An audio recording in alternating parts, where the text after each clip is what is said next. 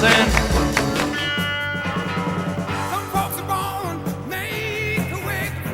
every once in a while, a song comes along that changes everything. It breaks the rules, defines a generation, and rewrites the sound of music forever. From the anthems that started revolutions to the melodies that united millions. These are the 15 songs that didn't just make history, they became history. Let's rewind the moments that changed music forever. When Boston unleashed More Than a Feeling in 1976, they redefined what hard rock could be.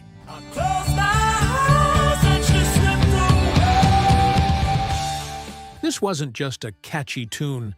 It was a masterclass in studio perfection, almost entirely crafted in Tom Scholz's basement. Scholz painstakingly layered guitars, multi-tracked vocals, and intricate arrangements.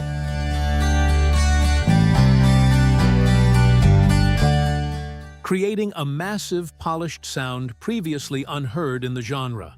It defied the raw blues-based conventions at the time, proving that meticulous craftsmanship and pop accessibility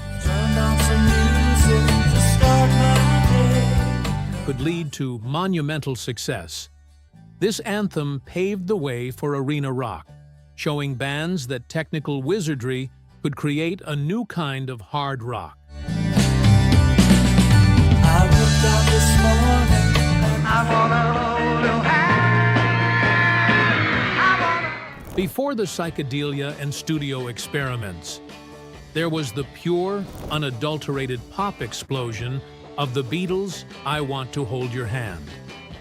Released in 1963, this single wasn't just a song. It was the official start of the British invasion in the US. John Lennon and Paul McCartney penned this infectious tune.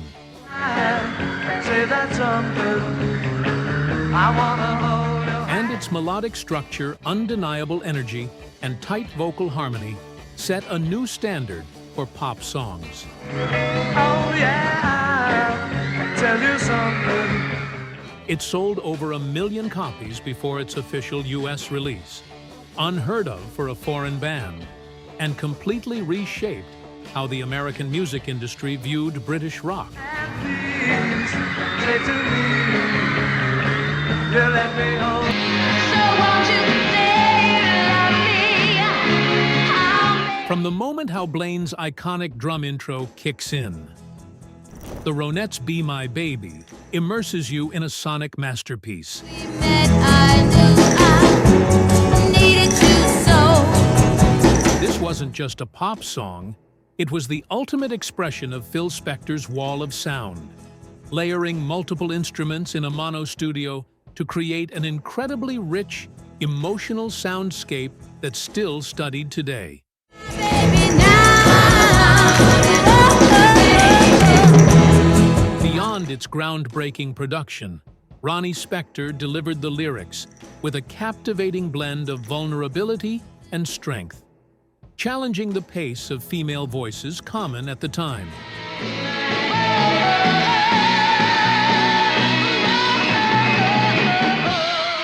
Brian Wilson famously called it the greatest recording ever made.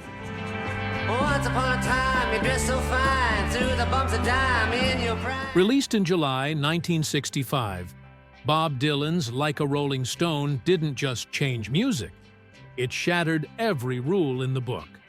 At over 6 minutes long, it was a song radio stations didn't want to play. Once upon a time, you dressed so fine, through the bumps of dime in your prime. But they had no choice. With its sneering lyrics, that unforgettable organ riff played by Al Cooper, who snuck into the session, and Dylan's raw delivery. This track became an anthem of freedom and alienation. Its sarcastic tone and raw storytelling marked a radical shift in rock's lyrical themes. How does it feel? Redefining what could be said and how it could be said in a popular song. Hello, darkness, my old friend. Hello, darkness, my old friend. That haunting line kicked off a new era when The Sound of Silence was re-released in September 1965. Originally, an acoustic ballad that went unnoticed, producer Tom Wilson gambled, adding drums, bass, and electric guitar without Simon and Garfunkel knowledge. This remixed version resonated deeply, topping the charts. This sound shift not only saved their career, but also marked a key moment in the folk to rock transition. Dreams I walked alone, narrow streets of cobblestone. It was one of the first songs to use silence as a narrative tool, and its inclusion in The Graduate solidified its place as a 60s anthem. People try to put us to down, talking about my generation. When The Who dropped My Generation. In October 1965, they weren't just playing music, they were declaring war on the older generation. This protest anthem channeled the frustration of a British youth that felt misunderstood by its elders, delivering it with raw, direct, and defiant language. Roger Daltrey's deliberate stutter, the distorted bass and aggressive drums musically broke the mold, featuring one of the first standout bass solos and rock. Die before I get old. Talking about my generation. It's my generation. The line "Hope I die before I get old" became a rallying cry symbolizing youthful defiance. The Who weren't just challenging society, they were pushing the boundaries of popular music itself. I love colorful clothes you wear. Brian Wilson envisioned Good Vibrations as a pocket symphony, and its creation in 1966 was nothing short of revolutionary. Instead of recording the song straight through, Wilson meticulously recorded different sections over 6 months, stitching them together, a technique known as modular recording. This resulted in a song composed of shifting sonic landscapes, soft, ethereal, explosive, and melodic, beyond its unconventional structure.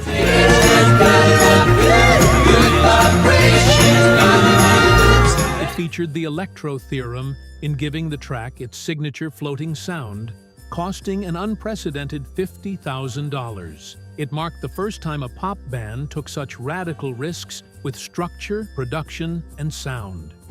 I read the news today, oh boy. As the final track on Sgt. Pepper's Lonely Hearts Club Band, The Beatles. A Day in the Life represents the peak of their experimental studio approach. Written in 2 parts, John Lennon's first section, inspired by newspaper articles, and Paul McCartney's second from personal memories. Producer George Martin masterfully brought them together. He used a 40-piece orchestra to create the dramatic crescendos and a final piano chord. I saw a film today, oh boy. That resonates for over 40 seconds. The Beatles even added a high-frequency tune, audible only to dogs as an inside joke, showcasing their playful yet groundbreaking manipulation of sound in the studio. What you want, baby, I got what you need. Originally written and recorded by Otis Redding, Respect was completely redefined by Aretha Franklin in her iconic 1967 version. Franklin flipped the song's meaning from a man's plea into a powerful demand for female equality and dignity. She added entirely new vocal arrangements, including the iconic "Sock It to Me" backing vocals and the unforgettable spelling out of the title elements. E-S-P-E-C-T, T-F-T-C-T, Absent from Redding's original, this reimagining became a symbol of both women's empowerment and the civil rights movement in the U.S. Aretha's commanding voice and the political weight her version carried turned Respect into far more than a commercial hit. You know that it would be untrue. You know that I would be alive. Guitarist Robbie Krieger wrote most of Light My Fire, But it was the Doors' collective input that gave it its unique, rule-breaking style, soaring to #1 on the Billboard charts in 1967. Its lengthy jazz-inspired keyboard solos and lyrics pushed the boundaries of the time. During their performance on The Ed Sullivan Show, producers asked Jim Morrison to change the line, "Girl, we couldn't get much higher," due to its drug-related reference. Morrison famously refused and sang it anyway. Come on, baby, light my fire. Resulting in the band being banned. That defiant move reinforced their image as provocateurs and solidified their status as counterculture icons. There must be some kind of way out of here. Said a joker. The written by Bob Dylan. It was Jimi Hendrix's seismic 1968 version that elevated All Along the Watchtower to anthem status. Hendrix took the song's original folk structure and completely transformed it into an electrified interpretation brimming with tension and virtuosity. The studio recording stands out for its layered guitars, restrained rhythm, and the apocalyptic atmosphere it conveys. Dylan himself publicly admitted that Hendrix's version was superior to his own. The guitar solo running throughout the song set a new standard for psychedelic rock production, cementing Hendrix's legend as a true sonic pioneer who dared to reimagine.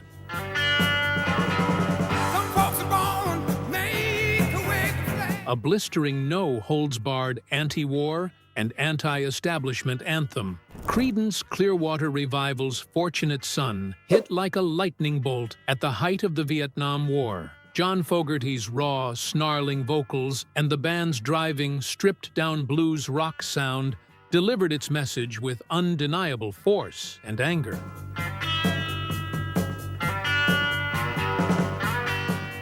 Its lyrics were explicit in their criticism, directly challenging the perceived hypocrisy of those in power who sent working-class youth to war while their own fortunate sons avoided the draft. Its directness and unwavering message continued to resonate, making it a timeless statement on inequality. There's a lady shoe. Released in 1971, Led Zeppelin's Stairway to Heaven became one of rock's most iconic anthems and a defining track of the 1970s. Despite never being released as a single, its progressive multi-part structure builds from quiet acoustic folk to electric folk rock, culminating in a powerful hard rock climax at over 8 minutes long and without a single release. It defied conventional radio expectations, yet became one of the most requested and played songs of all time.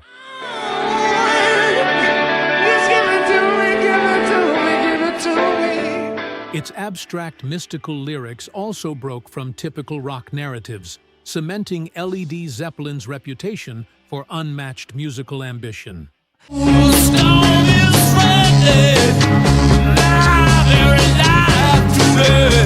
Released as the opening track of Let It Bleed, The Rolling Stones, Gimme Shelter was composed in a time of intense social and political unrest. Mick Jagger and Keith Richards channeled global chaos, war, and cultural breakdown into the lyrics, creating a dark, heavy atmosphere with layered guitars and driving percussion. The line, "It's just a shot away," was sung by guest vocalist Mary Clayton in a performance so powerful that her voice cracked, leaving an unforgettable moment. Her intense delivery elevated the song's drama, capturing the collapse of 1960s idealism and setting a new benchmark for rock as social commentary. Open your eyes, look up to the skies. Freddie Mercury wrote most of Bohemian Rhapsody at his London home, blending elements of ballad, opera, and hard rock into a structure with no repeated choruses. Recorded over multiple sessions across 3 weeks, using over 180 vocal overdubs, this 1975 masterpiece